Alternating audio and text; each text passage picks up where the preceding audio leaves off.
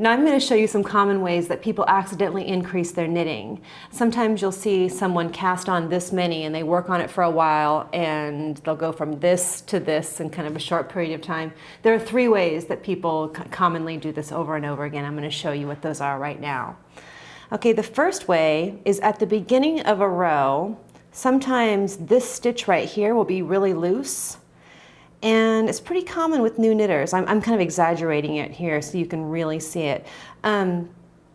It happens a lot with new knitters, and the truth is the further you get away from it, the more you knit, the more rows you knit, it ends up looking a little bit better and kind of tightening up into the work.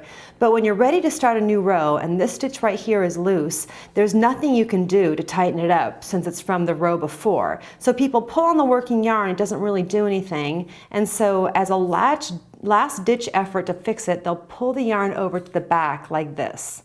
Well, things just got a lot tidier looking, but you've just made 2 stitches out of what should have been just 1. You see that? If you look here, you have your knots lining up. This is another one of those knots and kind of just needs to be ignored and get past it. So if you pull this way, bang, 2 stitches.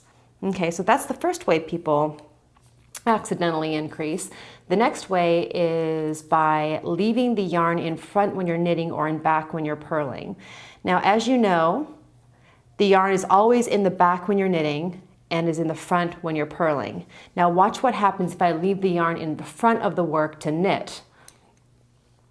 So here's my yarn in the front. I'm going to go ahead and wrap the needle to knit, and look at that.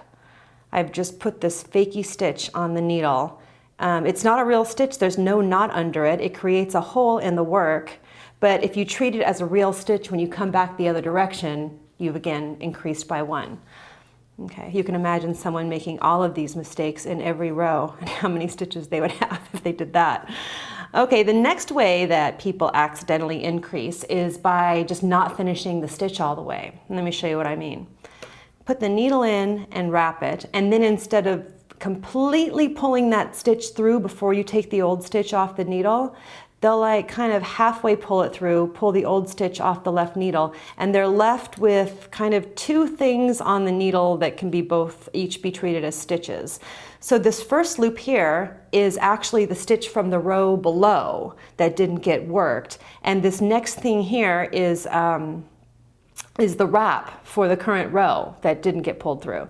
So if you treat both of those, each of those, as its own stitch on the other way, again, you've increased by 1. The careful thing to do to avoid that is to put your needle in, wrap it, pull it all the way through, completely through, before you take the old stitch off the left needle. And those are the 3 most common increase mistakes that people make, especially new beginners, in their work.